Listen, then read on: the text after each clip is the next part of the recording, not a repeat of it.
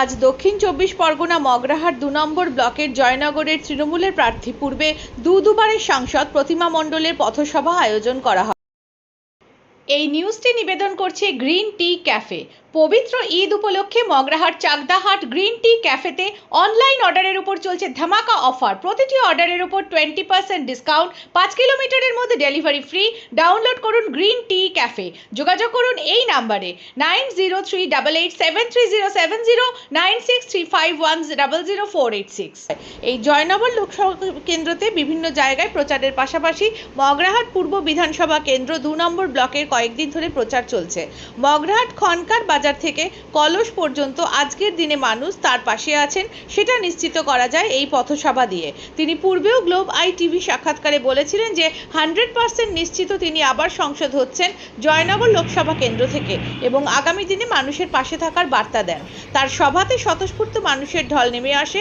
সকলে দলমত নির্বিশেষে এসে যোগদান করেন। কয়েক হাজার মানুষ নিয়ে এই পথসভা সম্পন্ন করা হয়। তিনি বলেন, বিজেপি পরাস্ত করতে হবে, আইএসএফ অর্থাৎ নওশাদ সিদ্দিকীর ভোট দেওয়া যাবে না। এটা হলো বিজেপির বি টিম। মুখে যত বড় ভাষণ দিক না কেন, একটা পঞ্চায়েত পৌরসভা দখল করে দেখানোর ক্ষমতা এদের নেই। উপস্থিত ছিলেন মগরাহাট পূর্বের বিধায়িকা নমিতা সাহা, ব্লক সভাপতি রুনা ইয়াসমিন, সহসভাপতি সেলিম লস্কর ছাড়াও তৃণমূলের একনিষ্ঠ নেত্রী ও কর্মীবৃন্দরা। দেখুন সেই ছবি। পর্যন্ত বাজার পর্যন্ত আমরা যারা হাঁটলাম 2034 সালে লোকসভা নির্বাচনকে সামনে রেখে আমি সেই দলের সংসদদেরকে কৃতজ্ঞতা জানাই যে আপনারা এই প্রখর দাবদাহকে উপেক্ষা করে এই প্রচন্ড গরমেও দলকে সমর্থন করতে, দলের প্রার্থীকে জেতানোর জন্য তার সমর্থনে আজকে আপনারা সকলে এই পদযাত্রায় সামিল হয়েছেন। এই পদযাত্রায় আপনাদের সামনে এই মুহূর্তে উপস্থিত রয়েছেন আপনাদের বিধায়ক মাননীয় শ্রীমতী নমিতা সাহা।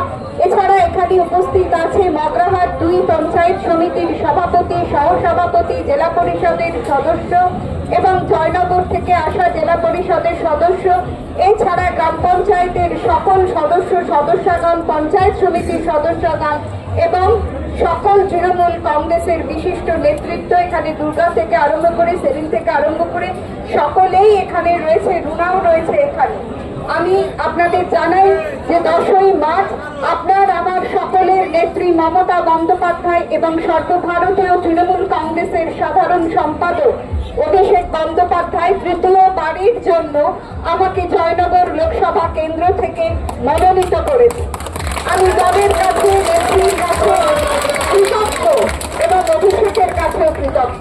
সাম্প্রদায়িক দল ভারতীয় জনতা পার্টি যে ধর্মের ভিত্তিতে রাজনীতি করতে চাইছে, মানুষে মানুষে দাঙ্গা বাঁধানোর চেষ্টা করছে, ভাইয়ে ভাইয়ে দাঙ্গা বাঁধানোর চেষ্টা করছে, ধর্মে আঘাত আনছে, সিএ দিয়ে মানুষকে ভয় পাওয়াচ্ছে, ডিটেনশন ক্যাম্পে রাখার এবং ভারতের নাগরিকত্ব হারানোর যারা ভয় দেখাচ্ছে, আমি মনে করি এই সাম্প্রদায়িক দলকে এবারে উচিত শিক্ষা দেওয়ার সময় এসেছে এবং 1 জুন আপনারা আমায় ভোট দিয়ে তাদের উচিত শিক্ষা দেবেন।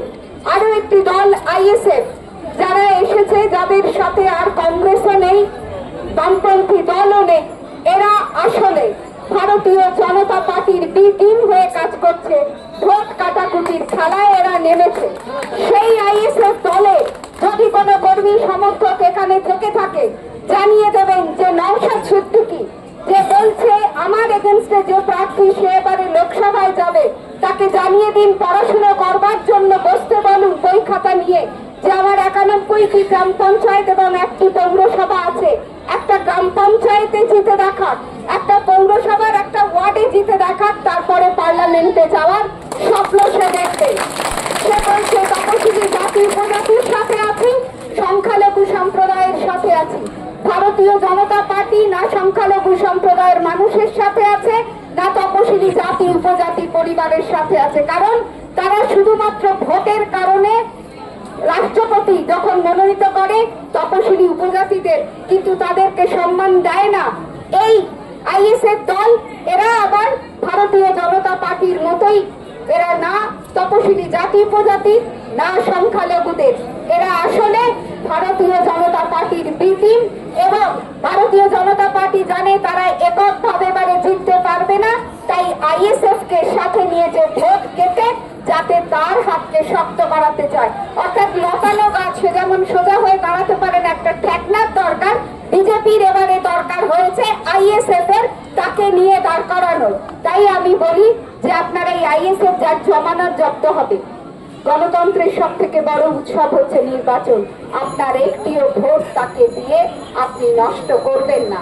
তাই এই সাম্প্রদায়িক দল এবং এই আইএসএফ দুটোকেই এবারে 1 জুন ভোট দিয়ে এমন ভাবে জমানত জব্দ করুন যে আগামী দিনে তারা যেন তাদের প্রার্থী খুঁজে না পায়।